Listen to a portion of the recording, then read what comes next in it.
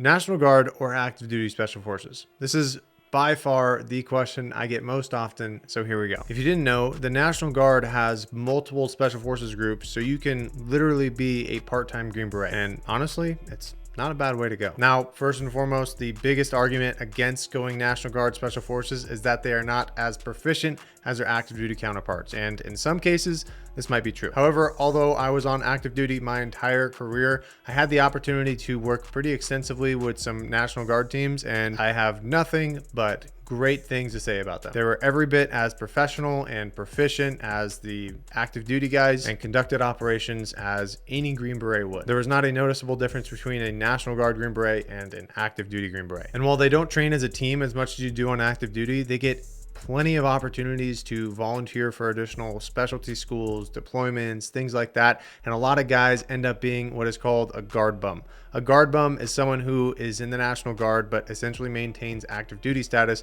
by how many schools and deployments they continuously volunteer for. So when you're in the National Guard, you're a special forces guy over there, you can volunteer and a lot of times jump on active duty deployments, and you have all of the same opportunities to go to specialty schools. Granted, you have the funding. The big downside with National Guard Special Forces, in my opinion, is that you don't train with your team nearly as much as you do on active duty. Now, an argument against that is while you do get a lot more team training and training overall on the active duty side, you do have to deal with a lot more bullshit, right? As much cool stuff and videos and CQB and all this stuff that's on the internet, you are still in the Army, and that is a percentage of the actual job. But on the day-to-day, when you're back in garrison, unfortunately, you do have to deal with the bureaucracy of the Army, and you're doing a lot of administrative work. So while you do get more training and you do get more opportunities to do the cool guy stuff while you're on active duty, you deal with a lot more day-to-day bullshit.